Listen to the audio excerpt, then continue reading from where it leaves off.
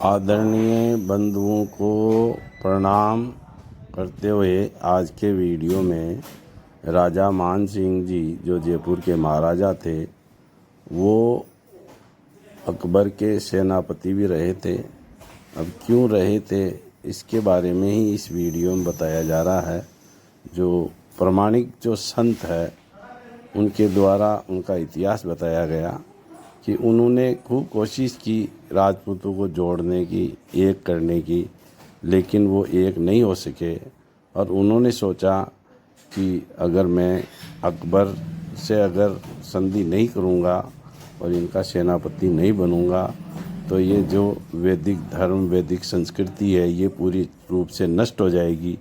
इसलिए उन्होंने ये निर्णय लिया कि मुझे अकबर का सेनापति बन जाना चाहिए ताकि मैं इनका बचाव कर सकूं।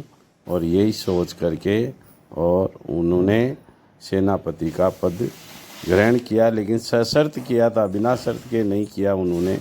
यही चीज़ इस वीडियो में बताई जा रही है, जो आप पूर्ण रूप से विस्तृत रूप से सुनने का कष्ट करें। धन्यवाद।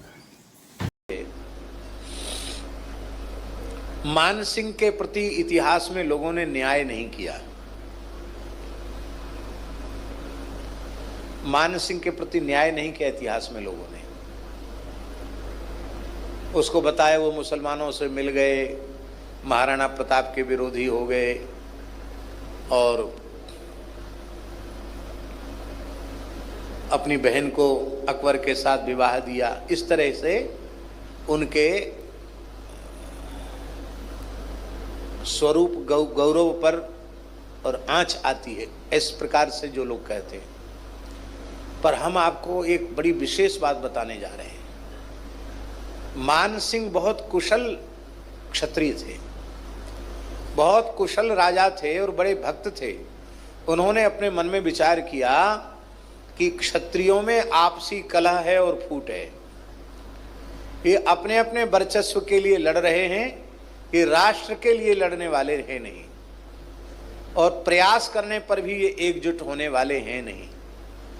ऐसी स्थिति में वैदिक सनातन धर्म और संस्कृति को बचाने का उपाय क्या है? तब उन्होंने यही उपाय सोचा कि इससे मिल संधि कर लेना ठीक है। और संधि में सशर्त संधि की बृजेंद्र सिंह जी, सशर्त संधि की अकबर से, बिना शर्त नहीं। शर्त ये थी कि युद्ध में हम पूरे पराक्रम से लड़ेंगे सेना को लेकर के, उसमें विजय आपकी हो मानी जाएगी, सीमा का विस्तार आपका माना जाएगा, पर लूटा हुआ जो माल है युद्ध से, जीता हुआ माल, सामग्री, वो मान सिंह की मानी जाएगी। अकबर ने स्वीकार कर लिया। क्या लाएगा लूट के? सोना चांदी ले आएगा और क्या लाएगा।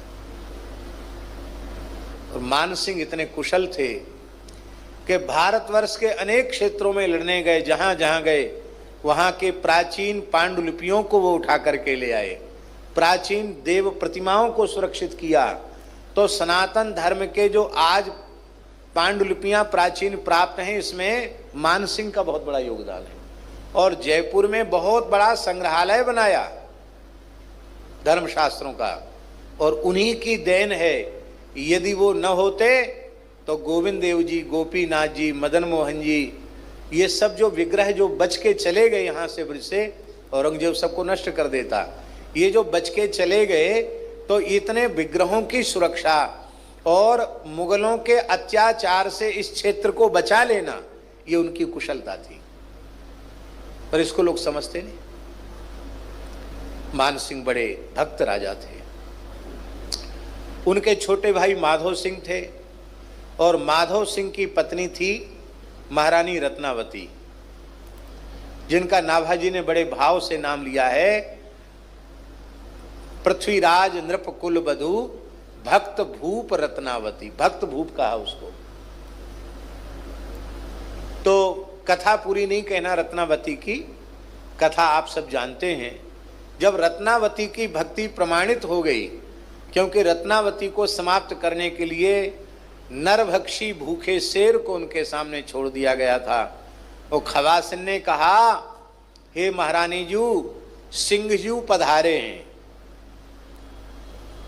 महलों की, रजवाड़ों की भाषा ही ऐसी होती, इसमें जू लगाया जाता है। सिंह जू पधारे हैं। पर रानी की वृत्ति इतनी तदाकार थी, उसने मुड़ के देखा, कहा अहो नृसिंह जू पधारे हैं। जैसे प्रहलाद की रक्षा के लिए भगवान नृसिंह आए, साक्षात नृसिंह भगवान आ गए हैं। उनके मुंह से निकलते ही सिंह में ही नृसिंह का प्रादुर्भाव हो गया। और फिर रानी ने चरण धोए, चंदन लगाया, माला पहनाई, आरती उतारी शेर की। वो तो नृसिंह भगवान है। चरणों में प्रणाम किया तो पंजा सिर पे रख के आशीर्वाद भी दिया। अब मान सिंह और माधव सिंह दोनों महल की गोख से, झरोखे से दूरबीन लगा के देख रहे थे। आश्चर्य की बात, नरभक्षी शेर पूजा ले रहा है, आरती हो रही है। और भवनते निकसी आए मानो खंभ फारी आए, प्रियादास जी ने लिखा है। भवनते निकसी आए, कैसे बोले, मानो खंभ फारी आए, मानो खंभ फाड़ कर नृसिंह प्रकट हुए हों। और महाराज जितने चुगलखोर थे, जिन्होंने मारने का उपक्रम बताया था, षड्यंत्र रचा था, उनमें से तो एक को भी जीवित नहीं छोड़ा। और माधव सिंह को छोड़ दिया, क्योंकि वो भक्ता का सुहाग है, इसलिए छोड़ दिया माधव सिंह को। और मान सिंह को एक थप्पड़ जमाया सिंह ने, तो उनकी कुर्सी सिंहासन उलट गया, वो नीचे हो गए, सिंहासन ऊपर हो गया। मारा उनको भी नहीं, मानो ये कह दिया कि तुम ये कुर्सी पर बैठे हो ना, कि हम राजस्थान के सबसे बड़े राजा हैं या पूरे देश के सेनापति हैं, ये कुर्सी एक तमाचे की नहीं है हमारी। क्या समझ रखा है? भक्ता की शरण में आओ। भगवान नृसिंह अंतर्धान हो गए और अब भक्त वंश तो है ही है।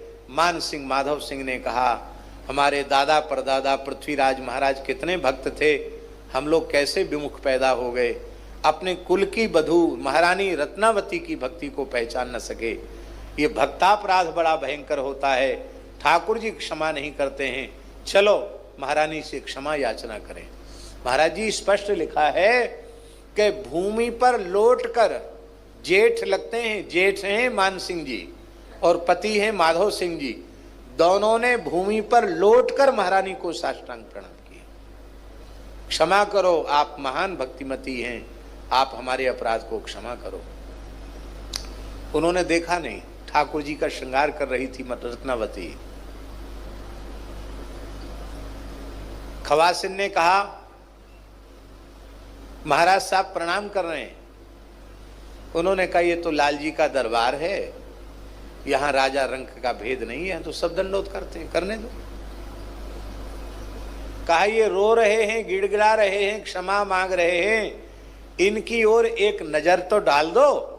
खवासिन ने कहा। तब रत्नावती ने कहा, एक और ये लगाए हैं, अब इन आंखों को, अखियां कैसा है, नेह भरी, कैसी है, रूप के रंग रंगी मेरी अखियां, रूप के रंग रंगी। ये रूप के रंग में अखियां रंग गई हैं। अब ये आंखें दूसरी ओर देखने वाली, आहा, जिन आंखों ने नंद नंदन को देख लिया, अब वे आंखें दूसरी ओर जाने वाली नहीं, नहीं देखा। और वो प्रणाम करके चले गए, नहीं देखा। आओ उधर बेटा, हाँ ले जाना, उधर उधर ले जाना, उधर ले। धनंजय माता जी को ले जाओ, उनको।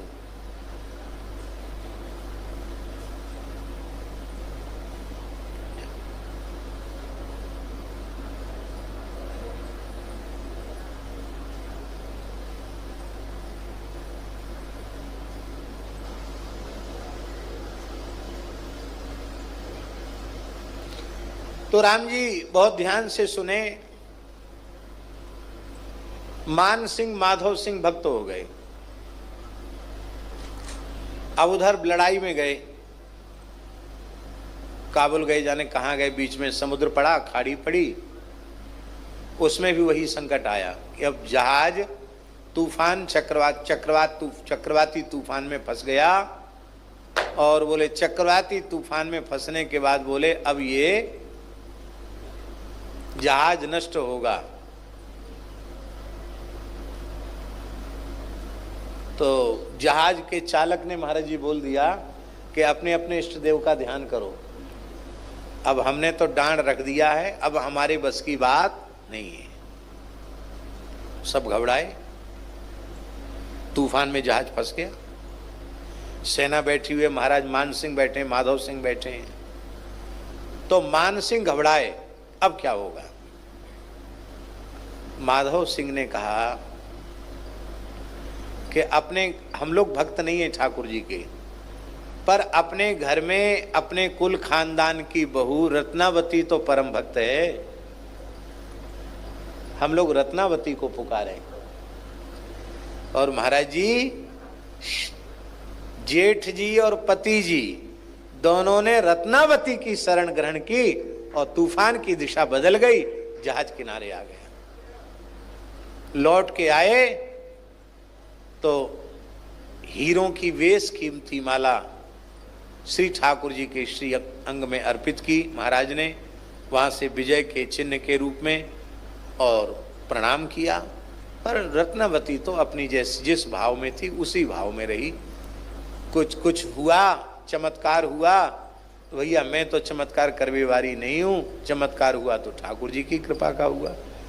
ठाकुर जी का जय जयकार करें, इसमें हमारा कोई यश नहीं है, हमको कोई श्रेय नहीं है। कहने का आशय है कि संकट पड़ने पर भगवान को, गुरु को, संत को यदि आप सच्चे हृदय से स्मरण करते हैं